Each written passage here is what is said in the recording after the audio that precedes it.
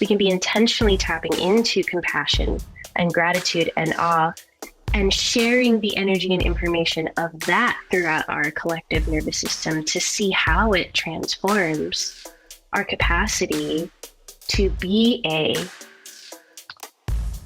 a species of beings who are offering up greater stability, sustainability, who are offering up healing, who are actually assisting in the evolution of the planet.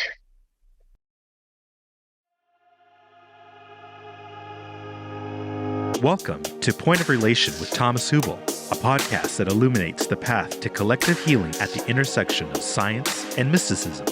In his conversations with visionaries, innovators, artists, and healers, Thomas invites guests into a relational experience that allows inspiration and innovation to emerge.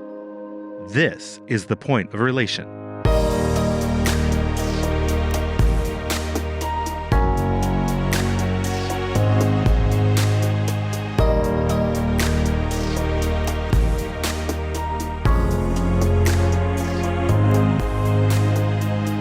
The following interview was recorded during a previous Collective Trauma Summit, an online gathering convened annually by Thomas Hübl to share ideas and inspire action for healing, individual, ancestral, and collective trauma. Visit collectivetraumasummit.com to listen to featured talks from our most recent summit and sign up to be the first to know when the next summit is announced.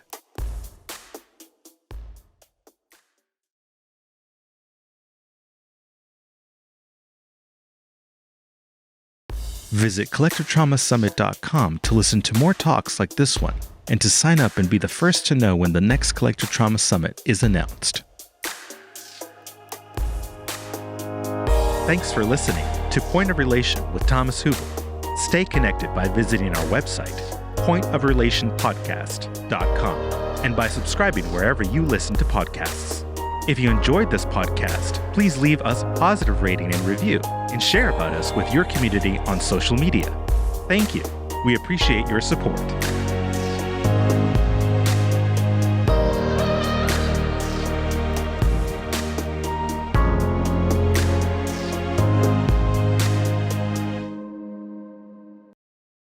Dr. Sará King is a neuroscientist, political and learning scientist, education philosopher, social entrepreneur, public speaker, and certified yoga and mindfulness meditation instructor. She is currently a postdoctoral fellow in neurology at Oregon Health Science University, a Garrison Institute fellow and Society for Neuroscience associate, and a member of Google's well-being think tank, Vitality Lab. She is also founder of Mindheart Consulting, a scientific consulting firm through which she offers up the Science of Social Justice framework and the Systems-Based Awareness Map. Dr. Siegel is a clinical professor of psychiatry at the UCLA School of Medicine and the founding co-director of the Mindfulness Awareness Research Center at UCLA. He is also the executive director of the Mindsight Institute, which focuses on development of mindsight and teaches insight, empathy, and integration in individuals, families, and communities. He is the author of many books, including the 5 New York Times best-selling books such as Aware, The Science and Practice of Presence, and the upcoming Intraconnected. Dr. Siegel also serves as the founding editor for the Norton Professional series on Intrapersonal Neurobiology, which currently contains over 80 textbooks. Welcome back to the Collective Trauma Summit. My name is Thomas Hübl. I'm the convener of the summit, and I have the great pleasure to be here with Dr. Dan Siegel and Dr. Sará King. So first of all, Dan and Sarah, welcome. Thank you so much, Thomas. It's an honor to be here. Then we are here for the 4th time. I think every Collective Trauma Summit I had the honor to talk to you and I really enjoyed every conversation. And Sarah, welcome. You were here last year, but we didn't talk last year, so I'm curious about your work. And maybe let's start with you, Sarah. Is this okay? Sure. When I read your about your work, so you do neuroscience, social justice, and art, and you do so many things. And then maybe you can tell me a little bit how all of this fits together and becomes like a coherent stream, including mindfulness. So maybe you can speak about that. Yes, absolutely. Well, I I appreciate you highlighting the interdisciplinary nature of my work, and I'm just so happy and excited to be here with Dan today, who is a longtime mentor of mine. And I just want to put out there that part of the reason why my work has had the opportunity to be so interdisciplinary in its approach is because I was really well rooted in interpersonal neurobiology when I was in my graduate studies.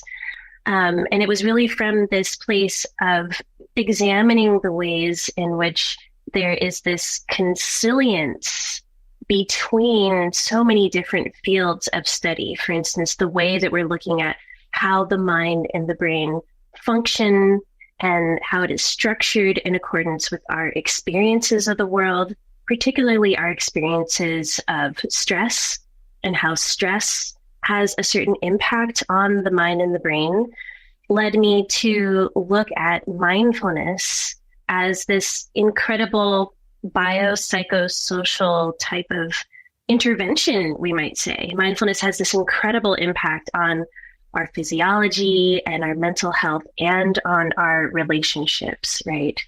Especially when it is practiced within specific containers. And my research was really looking at how it is that particularly people of color, youth of color in the United States, need mindfulness practices that are rooted in social justice.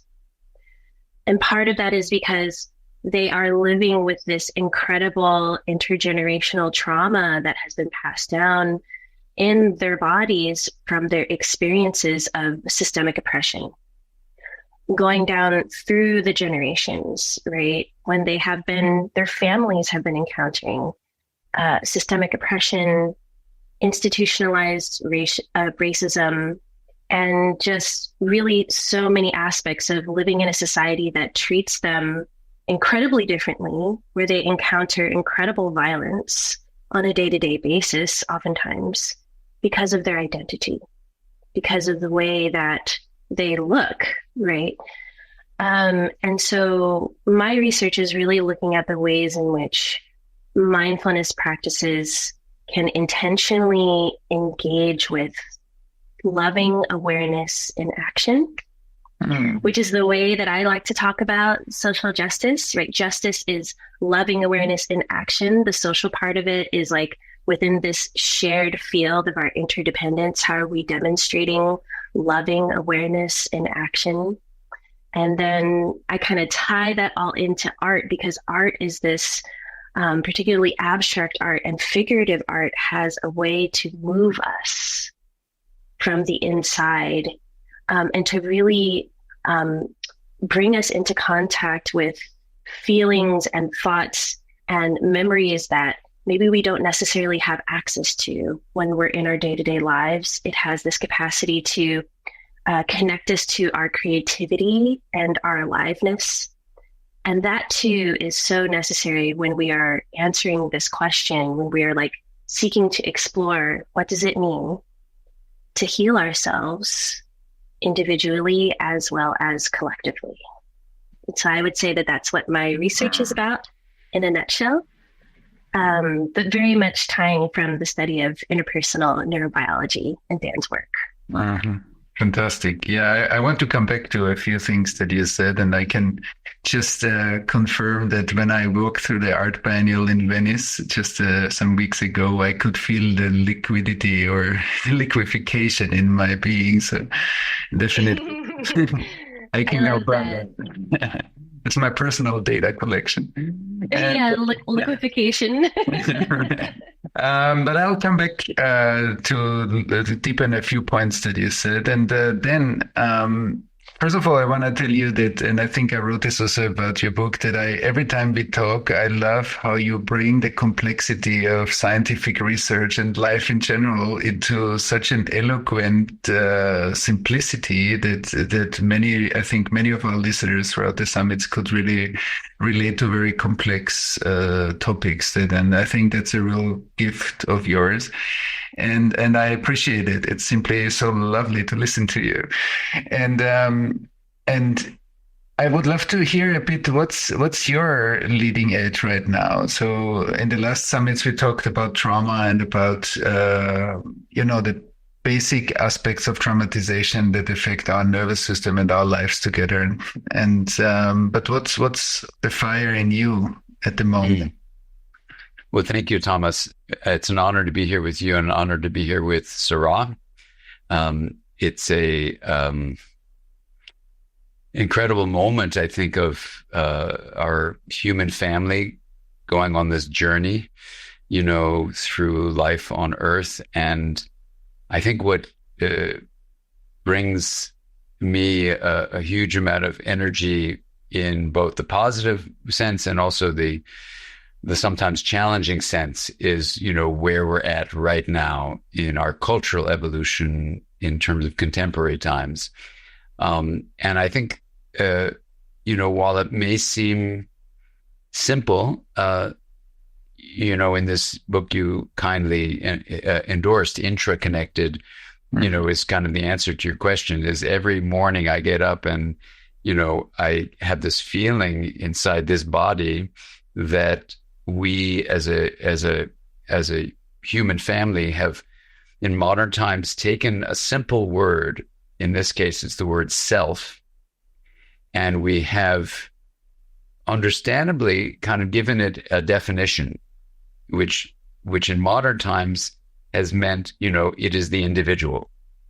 It is the body you're born into that is encased by skin, and this skin encased body is the sole source of your identity, and it determines your belonging. So when Dr. King has beautifully and powerfully looked at the science of social justice, we can see that when you use the body as the sole source of your identity, then the belonging becomes very constricted.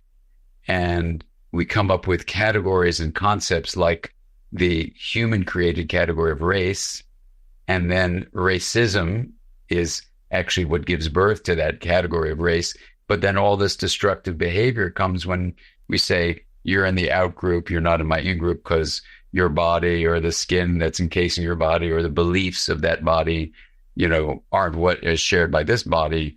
So I'm going to not treat you as a human, or worse, I will destroy you. And so whether it's social justice or even looking at the equally concerning human caused problem of climate change, which, you say, well, what does racism and social injustice have to do with climate issues? Well, I think they share in common this view of a self defined by the body, the solo self defined by the body alone, makes us think, well, our body is a human body, so if you're a human being, all right, we care about you. But if you're anything other than a species of the human being, then we just, treat you like you're nothing, you're garbage, or Earth is like a garbage can. And so I think social justice issues and planetary justice issues are actually about the same thing. And when we define the self as originating only in the body, then we set our course as a human family in modern times towards destruction. And I think if we don't wake up to this mistaken identity as self as body alone, or in the plural, bodies like my body, then we're in deep, deep trouble. And so that's what really puts me on fire these days.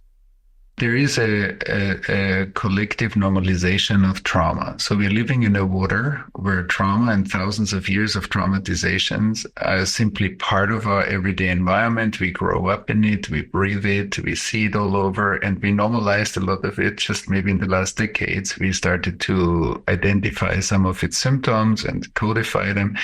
And And I'm interested to hear from both of you. If we grow up in that kind of field, for example, of social or racial injustice and continuous re-traumatization and the trauma field, how does this affect our creation of self? How does this affect our neurobiology? How does it affect our capacity to relate to each other?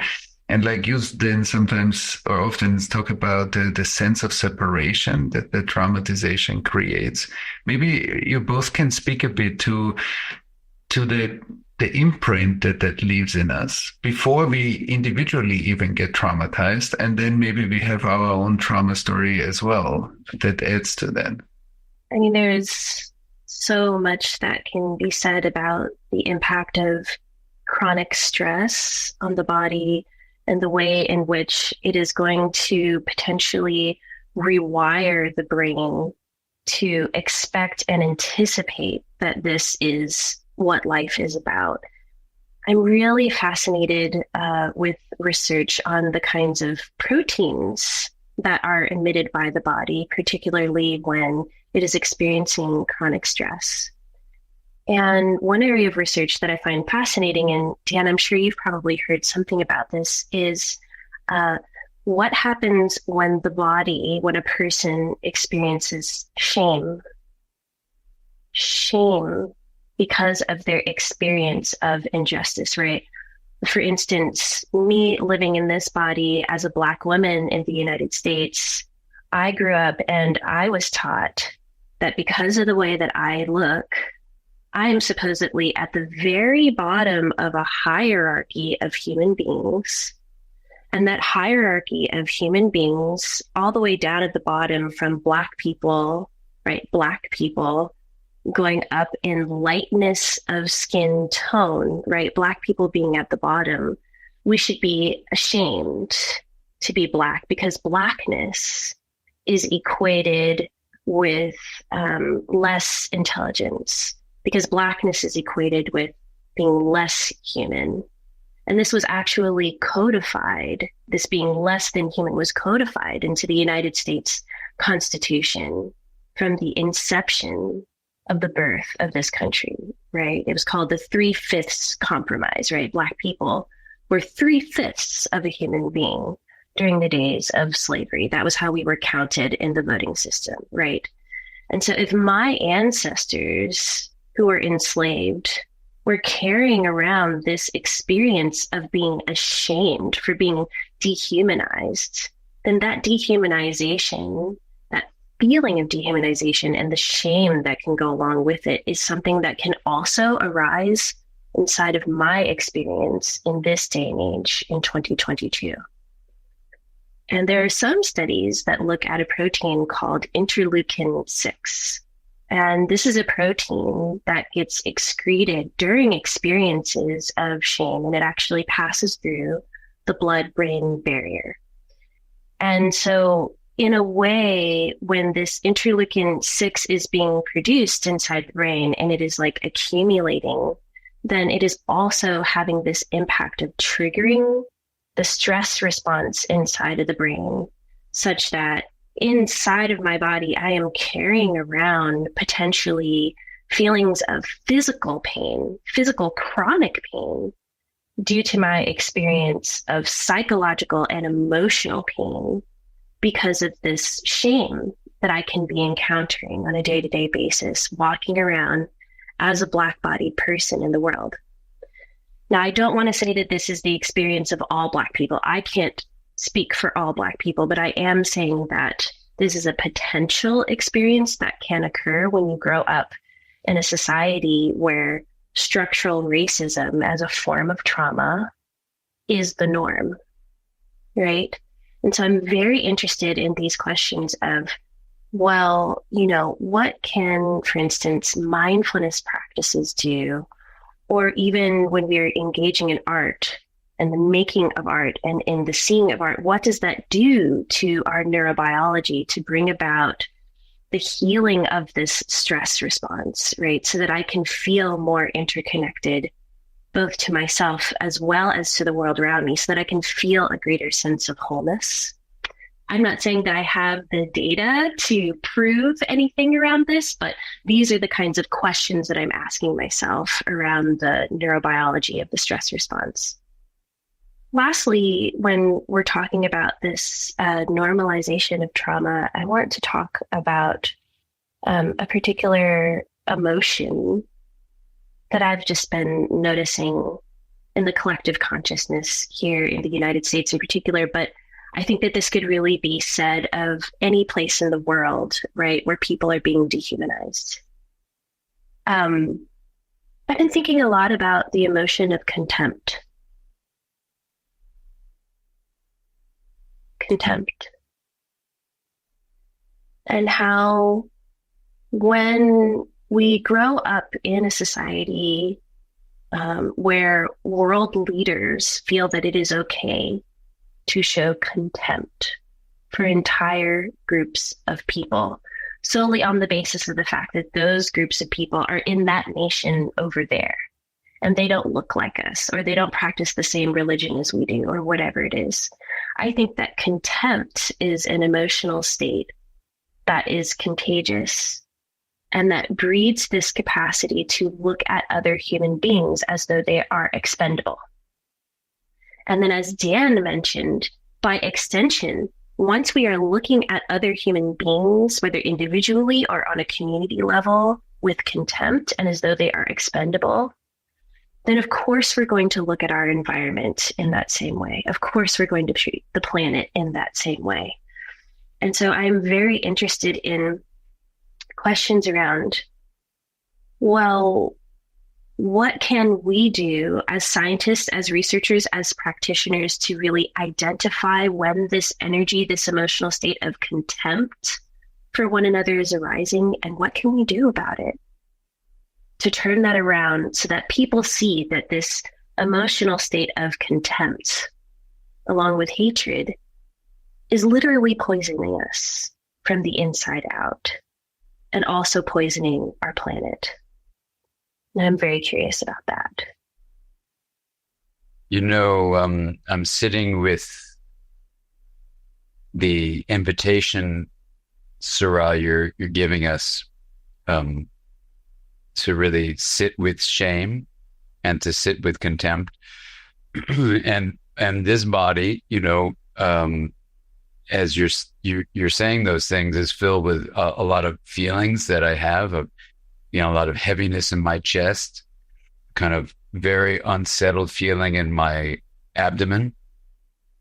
And all these feelings give my muscles kind of this agitated sense of kind of an energy that, as it comes up into my head system, there's a number of things that are being translated into something I might be able to articulate with words. One is just an incredible feeling of gratitude toward you and for inviting us to really look at these painful realities.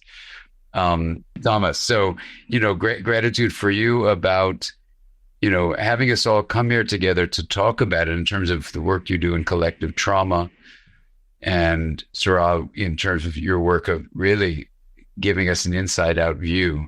So let me begin with the shame part.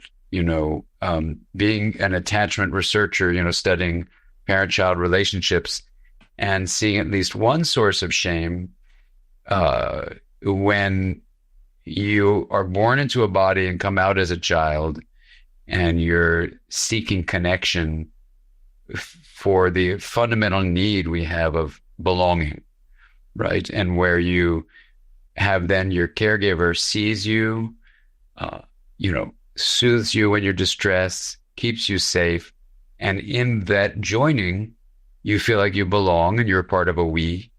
And while you can have an internal me, you're also a part of a we. So we would call that integration. You are differentiated and you're linked, and you feel both whole in your body and respect the individuality that you bring as a me, and you feel accepted fully without compromising your individuality as a we. And so we would call that an integrated experience, right? linking differentiated parts. Shame is just the opposite. When I'm in need of connection from my caregivers, let's say Tomas is my father and Sará is my mom, if I reach out to you and either one of you or both of you then say, I'm going to ignore your needs, I can start feeling a certain kind of emotion of ultimately I'm not having my needs met. Maybe my needs are not worthwhile. Maybe even my needing something is unreal. And in all those things, it's overwhelming. And if they keep on happening, these experiences induce this state of shame from a developmental point of view, where instead of perpetually trying to get my needs met and they're not met, I kind of shut down from the inside with an emotional equation that in the body feels heaviness in the chest and nausea in the belly. In terms of my head, I turn my head away from looking directly. And as it goes up into more conceptual things, I might even start believing that I am defective. Unlike guilt, where I might feel like, oh, I did something wrong, let me correct my behavior. Now it's, I haven't done something wrong. Who I am is wrong. So shame, which is this feeling like I am defective and it has these heavy physiological parts to it, has no solution, because what am I supposed to do if who I am is wrong? At its core, I am damaged goods. I'm defective. I'm really bad. I'm no good. So from a relational point of view, when we see shame induced in attachment experiences, as a clinician, it's really urgent to deal with this and make the repair needed. When you invite us, Sará, to think about shame from a point of view of the relationships within our human family, and it just gives me so much pain and also so much agitation to think that with the color of your skin being what it is versus the color of this skin, even though I might come from a cultural background where for 2,000 years people pursued my ancestors and tried to kill them and did kill them, including my great-grandfather. We know that from historical things. In Europe, having this color skin meant nothing. If you were Jewish, it meant you were subhuman and should be destroyed, But putting that aside, my ancestors came to this country with white skin. So I was a part of the majority in terms of the skin color. And so the culture wasn't giving me messages like there's something wrong with you. So I could go into a restaurant or down a street or get on a bus where a policeman could stop me. And I wouldn't go, oh my God, there's something about me that I'm going to be shot and killed. And so we know from all the things that have been going on for years and years and years that the unspoken history of 400 years ago, people being stolen from their lands, and then the entire structure, at least of the United States, being built on slavery. And then even when formal slavery was ended, it was essentially systematic racism that was built into informal slavery, in a sense of how people of color were marginalized. You have the whole structure in the United States being built on the outgroup of people of color. So my ancestors with white skin could kind of sneak in. I mean, they were escaping murder too, but once they were here, it was like, okay, this is it. And even with all the positive talk, it continues with the polarization of this country to be such a profoundly sad and situation where this in-group, out-group business can induce shame in you, no matter what your parents may have been like, and that the flip side of it, the contempt you talk about and invite us to look at, when you look at the neuroscience of in-group, out-group distinctions, sadly, I mean, maybe it's good we know, but it's sad that this is our history, that, it's likely, and I know we've talked about this in other settings, but for probably 50 million years of our evolution, not just as mammals, but as primates, as that division of mammals, we've had in-group, out-group distinctions with massive murders done by our, monkey and ape cousins, right? So we didn't invent this as humans. So then, we get to be humanoid around 5 to 6 million years ago. We get to be Homo sapiens a few 100,000 years ago. So we're like new on the scene, but we've inherited 50 million years of doing this thing of you're in my out group, and when I get a chance, I'm going to murder you. I'm going to slaughter you. That's what, unfortunately, monkeys do. And that's where we come from, all of us. So now you've got, these more sophisticated ways where we have much more intricate hierarchies of society built on neural structures from genetic evolution that are pushing cultural practices to have exactly what you're talking about, where the contempt, I think, is the kind of sophisticated emotion of the deep genetically derived in-group, out-group distinction, where even with developmental studies, and I review this in the Intraconnected book, at 14 months of age, probably in no way that a kid learned, but it's probably genetic. You show a kid that a puppet, likes the cereal they like, a different color puppet likes a cereal they dislike, then you have the puppets go away, then you have the puppets come back, and they treat the puppet that likes the cereal they like with much more kindness and care, because the puppet's similar to them. But the puppet that just liked the cereal they don't like, they beat them up. 14 months of age, human beings do.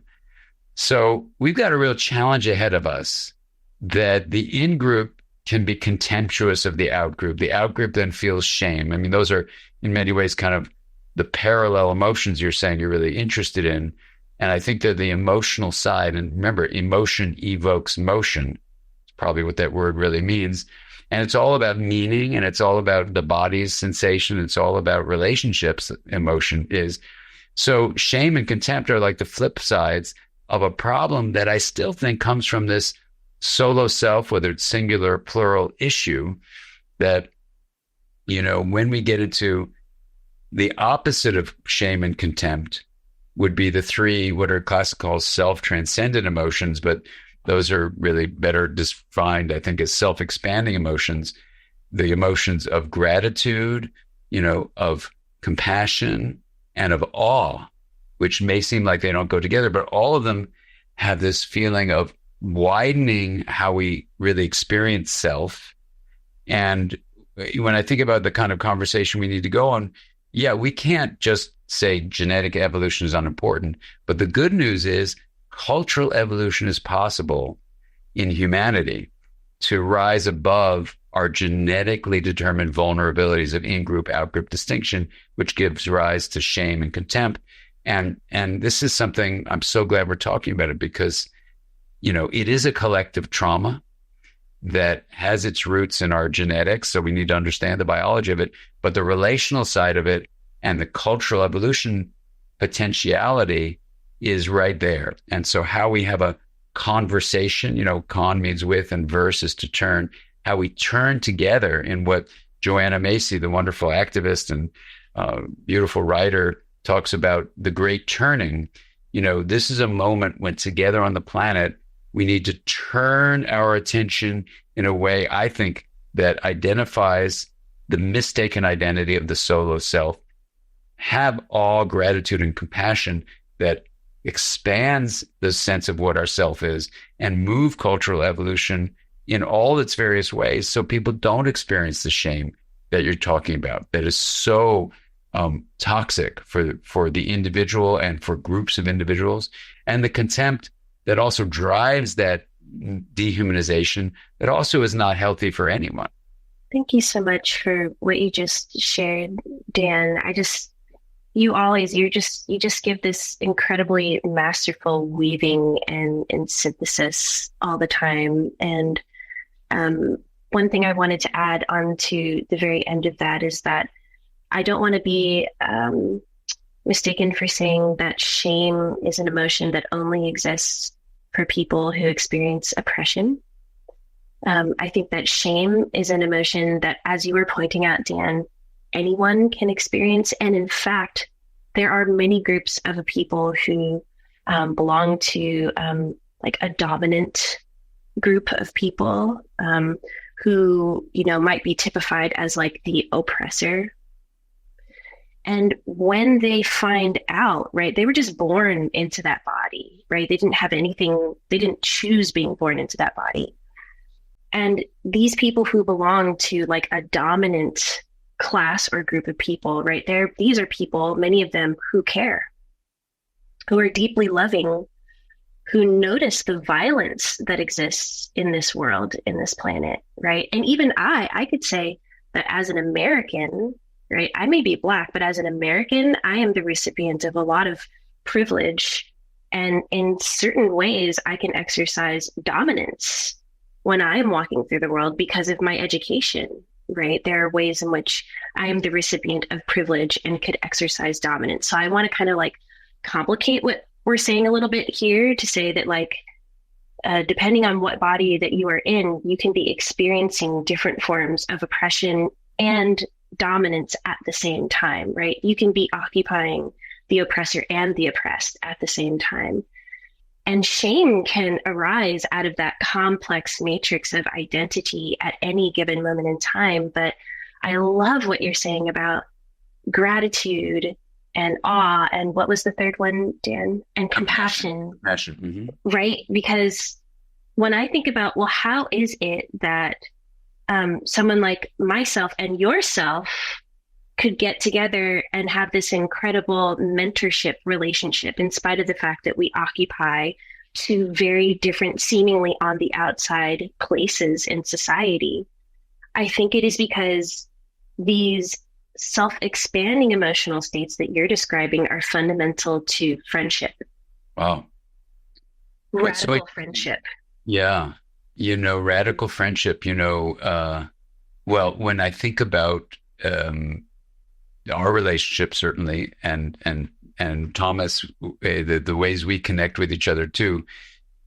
Yeah, and maybe everyone listening, you can feel that sometimes, like when Sará and I first met, I remember being in a meeting. It was like a fundraising meeting for a certain organization, and I was just, there to be of support. And you were there, and you started speaking, and so I said, I've got to talk to that person, And then after we talked, and then we got connected and started doing all sorts of stuff together. But sometimes you find, I think in this journey of life, kind of a spark. I think some people might use the word soul.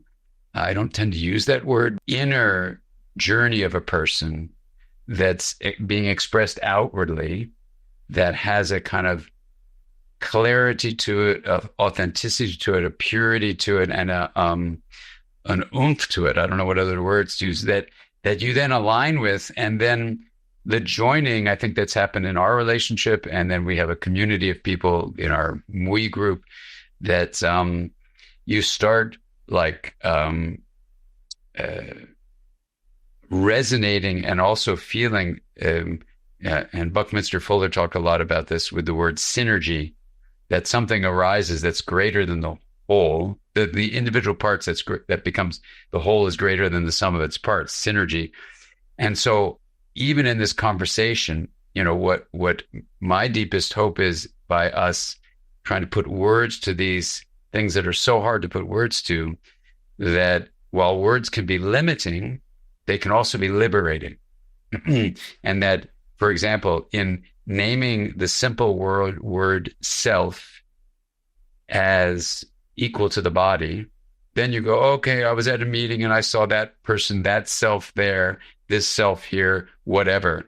But when you realize the self is both within and between, then the synergy is invited to come, because you no longer have the unfortunate implication of a separate self. The solo self is, I've got to be in control. I've got to be making things happen. I got to make sure I determine with planning everything that's going to go on, And the sad outcome of that understandable trying to live as a solo self, which is what modern culture tells it, is you're always trying to have what this, I believe her name is Rashid, the multi uh, uh, dimensional artist in the Brooklyn Public Library calls the flimsy fantasy of certainty. And she says, having discovered, the flimsy fantasy of certainty, I decided to wander. When you realize you can drop out of that flimsy fantasy of certainty, and that flimsy fantasy of certainty is driven by what I would say is a violation to epistemic trust. That is, we're being told a lie in modern culture. The self, this word we have for your identity and what determines your belonging, is a solo self. That's the message, I believe. And this is what indigenous teachings have taught for thousands of years. Contemplative insights have taught it for thousands of years, that that's a lie. But in modern culture, we just kind of live it. And even, I'll say, I'm trained as a therapist, we believe in self-actualization. We believe in self-regulation. We want people to have self-realization. We want them to have self-compassion. We want them to do this solid self. And sadly, even though those may be well-intended, my field, the field of mental health, has been going down a really bad road by trying to develop the health of the self, and the mind is just from the brain and the self is just in the body. And without it being intentional whatsoever, so I'm not trying to point fingers of people who are bad people. It's just a mistaken understanding of a simple word, help this self develop. Well, guess what? The self is both within and it's between. And then when you start realizing that, you go, well, how can I control life if I'm not just a self in a body or self's like my body, And so then you go, that's the whole point, is that if you believe, and this is where it gets, I think interpersonal neurobiology is really helpful, because we bring in all the different disciplines and say, let's get together and have a common ground, a consilience. And so then you go, well, if you realize that making things happen is actually a source of trauma, and the fretting that everyone has because they're given the lie of a separate self, we don't even know it's a lie, and so then we live it, and then people feel unhappy, unhealthy, they feel unfulfilled, they feel like something's not right, they feel not whole, and they have no idea why. So they figure, well, I need to get more stuff or control more things or get a bigger bank account or have more power or whatever. And all of this is driven without any kind of fulfillment. And so you then stop and say, hold on a second. All that frenetic activity that leads to racism and that leads to destruction of the planet is actually, it's a lose-lose situation. So we pause, and then we say, well, let's get fundamental and let's look at a simple 4-letter word, self. And if we reconceptualize and expand what we mean by that linguistic term. So sure, it has to do with subjective experience that you have.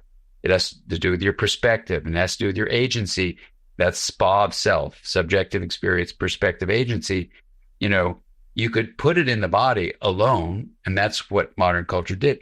But what if you say, I want to take the sensation, perspective, and agency of the other? And that's called empathy, And then what if I then feel the suffering and want to care? That's compassion. What if I'm grateful for other people's well-being and how they are? Well, that's the gratitude. And the awe is defined as this sense of I'm confronted with something much larger than a private self and with meaning much greater than just survival. So it's very spiritual in the sense of people defining spirituality that way. And then you go, whoa, so what if we don't do what a lot of teachings are saying do, get rid of the self, which I think has led to this kind of fight, because some contemplative teachings would say there is no self.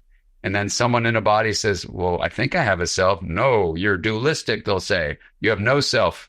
Well, how can I have no self if myself says I don't agree with you? What's with that? So the notion there is not to get rid of the self, but actually expand the self.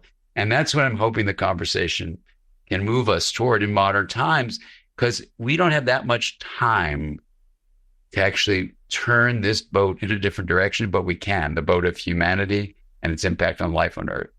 So anyway, those are just some ideas about that simple word self, and how it does relate to these self expanding emotions, awe and gratitude and compassion, but also how it would address the shame and the contempt that we're focusing on. One of the things that I developed in my science of social justice framework through this lens of interpersonal neurobiology is this idea of a collective nervous system. And I like to talk about the idea of a collective nervous system because I think that it brings up this vision and understanding of how it is that we're all interconnected, right? Like I'm having these experiences of processing and metabolizing my experiences of being in this body and experiencing this like self, right, in my nervous system. But then my experiences in my nervous system, what I'm metabolizing, whether that be trauma or not, is also connected to the three of you. Here, the three of us here create a collective nervous system, and we are sharing all kinds of energy and information amongst us in this conversation. And then that is expanding out to all of the beings who are listening to us in this conversation. And I like to use it. It's almost like a thought experiment. If a collective nervous system were a reality that could be measured, then we could talk about how, yes, collective trauma is spread across that collective nervous system, but we can also be intentionally, right, tapping into what Dan is talking about. We can be intentionally tapping into compassion and gratitude and awe and sharing the energy and information of that throughout our collective nervous system to see how it transforms our capacity to be a species of beings who are offering up greater stability, sustainability, who are offering up healing, who are actually assisting in the evolution of the planet rather than assisting in its destruction. And so I kind of want to just put that out there as a bit of a thought experiment for people to consider as we are in these practices of intentionally expanding from me to we and like moving from me to we over and over again. What is that going to mean for our collective nervous system? What are we passing down to our descendants? In our collective nervous system? That really is going to be our legacy. I love what you just said about the collective nervous system, because in the collective trauma work, we work with whatever term, this IAC fluidity, like individual, ancestral, collective fluidity. That I don't think, and that relates a bit to then what you said before, like that there is like trauma creates like a freezing of life or like a holding, and liquefying life. It means that our capacity to attune fluidly from the individual to the ancestral to the collective, that's a fluid movement. And I'm very much interested also in this collective dimension of our nervous system. I think in many of the collective trauma processes that we ran with very large groups, you can feel that.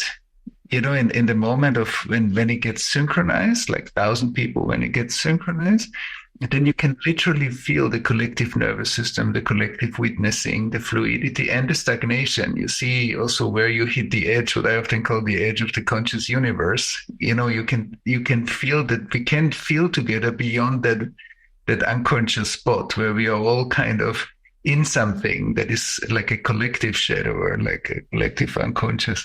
And so I'm very interested in that. And so I wanted just to mention this now, but I'm much more curious to hear the two of you talk. You know, Sará, your invitation to think about a collective nervous system, I think is so resonant with what, Thomas, you've beautifully written about. And I'll just say that just to take a teeny step into reflecting on how we reflect, you know, that the human mind can take energy flow patterns, turn them into symbolic value that we call information. And we can do it in at least two ways. One is something called a linear way, you know, where we say A goes to B, goes to C, and we tend to think of things as entities or noun-like things that, you know, A and B are connected. We might even go one step further and say they're interconnected, or we say interact, meaning the inter is there's an A and there's a B, and there's something happening between them, which is cool, and it's better than just saying A is alone and in the world, but it's still a part of linear languaging, right? The other way that we can take energy flow patterns and begin to understand them and also use words to communicate about them is called systems thinking. So when you're inviting us to think about the collective nervous systems throughout, or Thomas, when you talk about, this way of there's the individual, there's the ancestral, there's the collective, one way to think about those two beautiful invitations is they're invitations to say, okay, I was trained in modern culture to be a linear thinker. I went to school, especially with a Western education, in quotes, let's just call it modern education, because now it's all around the planet. So I'm a linear trained, educated person. How do I become a systems thinker? And there are wonderful people that are studying this in all sorts of ways. But since the 1980s, there's been a science of systems understanding. It goes under various names, but one name is complexity theory. So we understand that in complex systems, which are, systems that are having components that are fundamentally interdependent, they mutually influence each other with not just linear causality. A not only leads to B goes to C, but C influences B and influences A. So there's a mutuality called interdependence. But in that interdependence, what you see is there are differentiated elements that link to each other, and this system can adapt and learn. And that's the fascinating thing about it. Complex systems, they're adaptive and they learn. But the point I want to make here is that since the 1980s, we've had scientific proof for something called emergence, which very much overlaps with what in the 70s Buckminster Fuller was talking about synergy. What is emergence? It's like the wetness of water. No single water molecule is wet, but when they interact with each other, you have it in your hand, there's wetness. So a linear thinker will sometimes get very agitated and say, what you're saying makes no sense. You're talking about emergence, schmergence. It's just ridiculous. I'm only want to reduce things to the parts so I can understand when I actually reduce things down to their fundamental parts, what that wetness is, So I want to go hydrogen and oxygen, that's H2O. Where's the wetness in there? So some people use the unfortunately, insulting term reductionistic, but there's something very valuable about reducing things to the parts. We've saved millions and millions, maybe billions of lives because someone was a linear scientist that figured out the SARS virus so that we could actually make a vaccine and save people's lives. So let's be really clear. Linear thinking can be awesome. Making linear interventions like making a vaccine and making people not die or get less sick if they get, the COVID-19 illness, great. So let's not go where we're saying, well, linear thinking is a problem. No, it's one way of thinking. So now let's look at systems thinking. Systems thinking is where we look at the whole and we look at the emergent properties of the whole. So even, in the wording of things, when we talk about collective trauma or you're talking about collective nervous system, we want to be careful that our linear minds are not saying, yeah, that's about interconnection and interaction, which is sometimes the extent that a linear thinking will take us to see the collective. So when I was in a forest with a bunch of systems, I'm in a systems science group, whatever, we took ourselves on a retreat. We went to the forest. We went independently to, individual spots in the forest. We came out and then we were having a thing around this sort of collective circle, and everyone was saying what the experience for the 3 days alone in the forest was, and everyone pretty much had the same experience. They weren't alone. They were all one. And then they were saying I was interconnected. Oh yeah, inter this, inter that. And then it came time for this body to talk. And I said, I can't really say interconnected because that implies I'm here, the tree was there, the clouds was there, the creek was there, and we were all, there was a betweenness between us, but that isn't what it felt like. It felt like whatever the word I means, I was the whole. I was the forest. I was the trees, the creek, the sky, the body of Dan, all that stuff. So I don't know what to say. So I said this word intraconnected, and everyone said, oh yeah, that feels right. So then I went home and I started typing it into the word processor to take some notes after we were away from the forest. And it kept on changing it to interconnected. And I said, what's wrong with my word processor? Well, there is no word like intraconnected. And then I thought, that's so strange that we don't have a word to speak from the perspective and subjective experience and even agency of the whole, even the words we use. So this is where intraconnected became a really interesting word. So Sará, I would invite you to consider that. And I did this once in one of my talks. I gave a talk, and I love rhyming things. So I had a talk called Me to We. And one of my students there, who was from the Lakota tribe, she said, you really get me really upset. I said, what are you upset about? She goes, your title of your talk, you're a hypocrite. I said, what do you mean? She goes, me to we implies get rid of me to go to we. I said, you know something, you're right. She goes, but isn't my inner life important? I said, sure. Isn't my knowing what my body is feeling important? I said, absolutely. Isn't knowing where my history comes from, both in terms of my individual family life and also my ancestors important? I said, yeah. She goes, that's all me. I said, yes, that's you. She goes, well, why me to we? So that's where the word we came from, because she said, come up with a different name. So I said, well, it isn't me to we, it's me to we, right? So you keep the me embedded in the totality of the intraconnected whole as me plus we. The relationality is we. So that was where that word came from. And it sounds like a goofy thing, like, oh, it's in a word. But actually, what's been fascinating teaching this we word over all these years is, and even now the new word intraconnected, they may be new words, but once a person starts feeling into the linguistic term, intraconnected, the whole, we, okay, I don't need to lose the me to gain something larger. I keep the me, and I also include the relational connections of we, and together that's the integrated, where you differentiate and link, intraconnected whole identity. And then the belonging becomes so wide, so broad. And this is, I think, what, if you had to say, what's the practical aspect of this? We have something I believe deeply in that's called a lens of identity.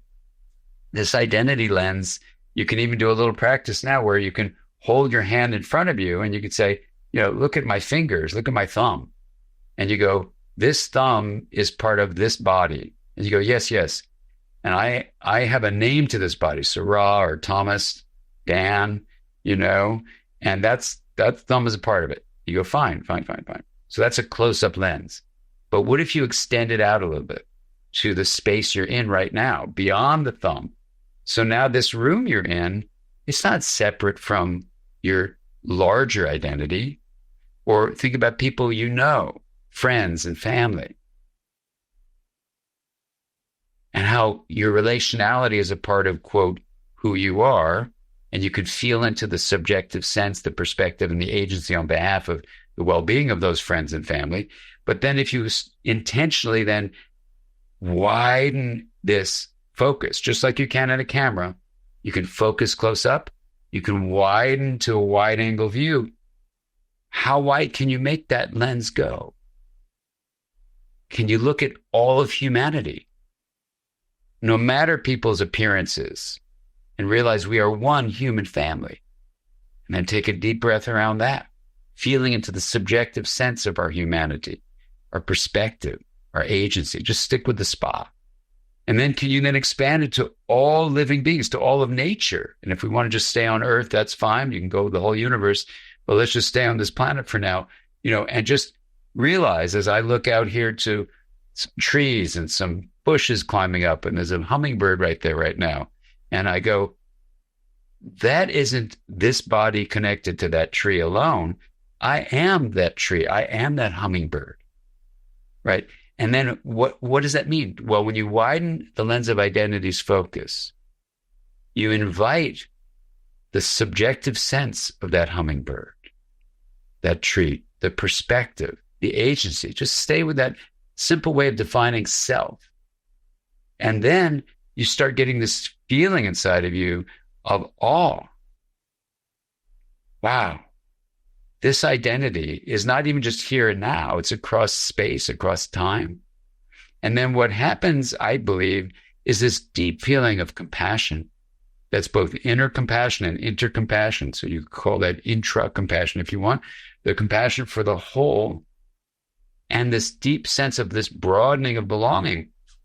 And, all the studies, for example, if you just stick with those three things, the power of gratitude to bring well-being even into your individual life, if we just focus on that. The power of compassion to bring even just into your inner life. Yes, health. And now the studies on awe, and Dacher Keltner is one of the major researchers in this area. The research is unbelievable. Awe is health promoting. So what do these three have in common? Expanding what we mean by self, making the solo self be absolutely not the only way we define who we are. So I say all this because absolutely is a collective nervous system in there completely. It's mediating all these things, even beyond just human nervous systems. And in terms of collective trauma, absolutely. If we are shut down and integration's impaired, it goes along all these levels of how you see identity. So I'm super excited to be here with the two of you. And for everyone that's a part of this conversation, think about how empowered we are as a humanity. That if it's the human mind's mistaken solo self-identity that's creating these problems of racism and social injustice and climate challenges and many other things, polarization and the way we're digitally addicted and even the way we've handled or mishandled the virus of COVID-19. If it's the human mind that constructed those problems or certainly worsens them, the great news about that sad reality is then the human mind can actually be the source of a solution if we realize that we've been too much linear thinking and then add to that systems thinking, where you look at the intraconnected nature of the whole and start to live in a more integrated way. Me, we don't get rid of me. We hold on, and make them the experience of we, that I think is a directionality we have the ability to do. We have, I think, the deep restlessness that humanity is all around the planet feeling that something in business as usual didn't work. And then how can we now support each other in all sorts of ways we can have conversations to go in this direction? Well, thank you, Dan. That's amazing. Sará, if you want to leave us with any kind of nugget at the end, if there's anything you feel like adding. Sure. Well, yeah, I think that the message that Dan left us with about our empowerment is so crucial, because it's so easy to kind of slide into learned helplessness and disempowerment when we are really, looking at and feeling into the problems and issues that we're facing as a species and as a planet right now. And I'd also like to say that when, Dan is inviting us to really tap into the power of our compassion for one another, that is so incredibly important. It can't be stated enough how much we need this. And when we are turning towards compassion, that means that we are not looking away from one another's suffering. We're not saying you're suffering over there. There's a we-ness to how it is that we are turning towards and taking in one another's suffering. And so in order to build, I think, capacity in ourselves and in the collective nervous system to really be engaged with what is, we're going to need a whole heck of a lot of joy. We're going to need a whole heck of a lot of celebrating and dancing and movement and rhythm and places where we can truly behold one another in our differences and feel aliveness and joy because of all of that, right? That is what is going to provide the container with which we can be real with ourselves about the nature of the suffering that we face. And I think that this joy and this celebration will give us the capacity to heal the collective trauma in our collective nervous system so that we are passing down a legacy to our descendants, right? So that we are good ancestors and we are passing down a legacy to our descendants that is fruitful and worthy of experiencing. And that's all I'd like to say. And thanks so much for having us today. Yeah, that's so beautiful. I feel deeply touched, and I feel our deep space that we are in together and that we share right now. It's exactly what you said is what I experience here with you. So thank you very much. Visit collectivetraumasummit.com to listen to more talks like this one and to sign up and be the first to know when the next Collective Trauma Summit is announced.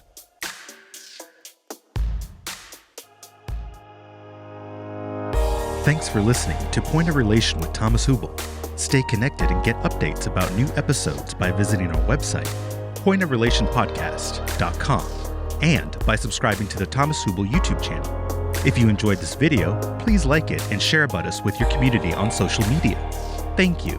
We appreciate your support.